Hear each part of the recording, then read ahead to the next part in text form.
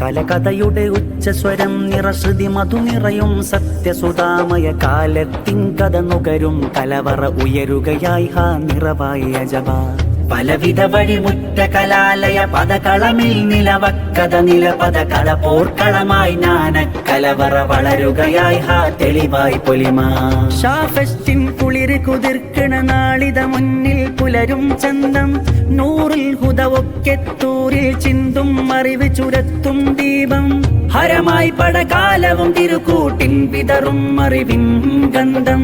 കലകഥയുടെ ഉച്ചസ്വരം നിറശ്രുതി മധു നിറയും സത്യസുതാമയ കാലത്തിൻ കഥ നുകരും കലവറ ഉയരുകയായി ഹാ നിറവായി അജബ